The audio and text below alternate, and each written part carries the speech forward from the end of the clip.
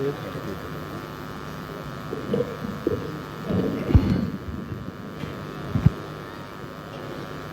اللہ الرحمن الرحیم الحمد لولیہ والصلاة علی نبیہ وعلى آلہ واصحابہ المتأدبین بآدابہ اما بعد فاعوذ باللہ من الشیطان الرجیم بسم اللہ الرحمن الرحیم قال النبی صلی اللہ علیہ وسلم ان اللہ یعطی الدنیا من یحب ومن لا یحب ویعطی الایمان الا من یحب او کما قال علیہ الصلاة والسلام سبحان ربک رب العزت عما یصفون وسلام علی المرسلین والحمد للہ رب العالمین. درود شریف. اللہم صلی علی سیدنا و مولانا محمد وعلی آل سیدنا و مولانا محمد وبارک وسلم وصلی علیہ. عالمی مجلس تحفظ ختم نبوت کی اس روحانی سالانہ عظیم الشان اجتماع میں ہم اور آپ پیغمبر صلی اللہ علیہ وسلم کی شفاعت کے حصول کی نیت سے حاضر ہیں. دعا ہے اللہ تعالی ہم سب کی حاضری کو قبول فرمائے.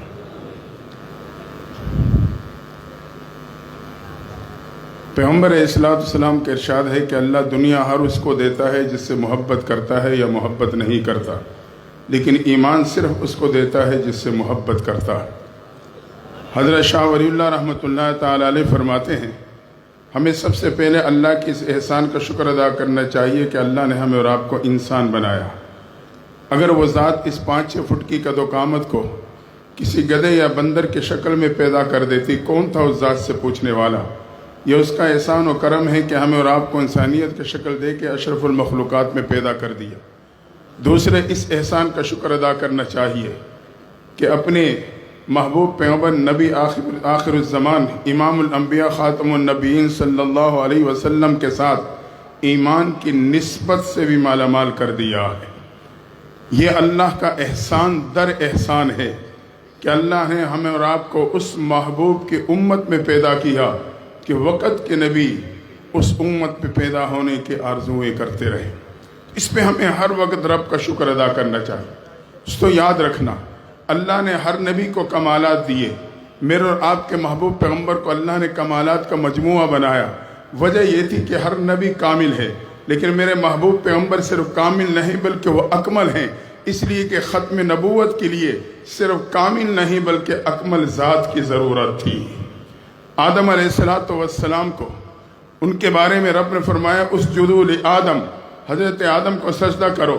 لیکن جب میرے محبوب پیغمبر کی واری آئی، اللہ فرماتے ہیں ان اللہ و ملائکتہ یصلون علی النبی، اللہ تعالیٰ خود اس عمل میں شامل ہو جاتا ہے. اسی طرح ابراہیم علیہ السلام قرآن کہتا ہے فاتخذوا من مقام ابراہیم مصلی، لیکن میرے محبوب پیغمبر کو اللہ نے یہ شان دی عسیٰ ان یبعثک ربک مقام محمودا، انہیں مقام محمود سے نواز ڈالا. موسیٰ علیہ السلام کا کمال یہ تھا پتھر پہ لاٹھی ماری 12 چشمے پھوٹ پڑے. یقیناً کمال تھا، لیکن پتھر سے نکلتا پانی میں نے اور آپ نے بھی دیکھا ہوگا. اس سے بڑھ کے کمال یہ ہے صحابہ کا لشکر ہے، پڑاؤ ڈالا، پانی کی قلت ہے. محبوب نے فرمایا پانی کا برتن لے آؤ، مشکیزے میں جو ایک گھونٹے اس میں جمع کر دو. آپ نے اپنے 5 انگلیوں مبارک پانی کے برتن میں اتاری. اللہ نے آپ کے 5 انگلیوں سے پانی کے چشمے جاری فرما دیے. عیسیٰ علیہ السلام کا کمال یہ تھا مردے کو کہتے قم بإذن اللہ، اللہ کے حکم سے کھڑا ہو جا. وہ زبان جو موت کے پردے کی وجہ سے خاموش ہو چکی تھی دوبارہ گفتگو کرنے لگتی. لیکن اس سے بڑھ کے کمال یہ تھا جس چیز میں زبان کا تصور نہ ہو وہ بول پڑے. ابو جہل مٹھی میں کنکریاں لے کے آتا ہے، بھتیجے بتا مٹھی میں کیا ہے، ایمان لے آؤں گا.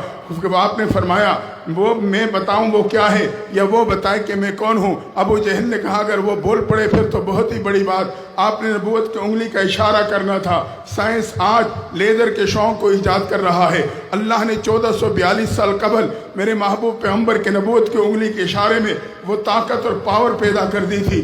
آپ نے انگلی کا اشارہ کیا، ابو جہل کے مٹھی میں موجود کنکریاں جس میں زبان کا بھی تصور تصور نہیں، ان سے آواز آتی ہے اشہد ان لا الہ الا اللہ و اشہد ان محمد عبدہ و رسولہ۔ تو ہر نبی کو اللہ نے کمال دیا ہے، میرے محبوب پیغمبر کو اللہ نے کمالات کا مجموعہ بنایا۔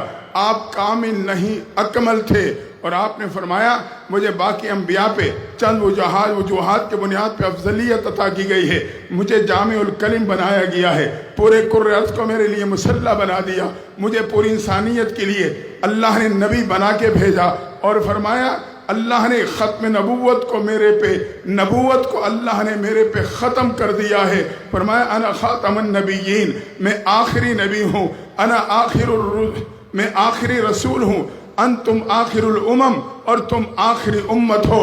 محبوب نے مجھے اور آپ کو اپنی ذمہ داری کی طرف متوجہ کر دیا ہے، میں آخری نبی، تم آخری امت۔ اب یہ تحفظ ختم نبوت کی ذمہ داری یہ اس امت کی بنتی ہے۔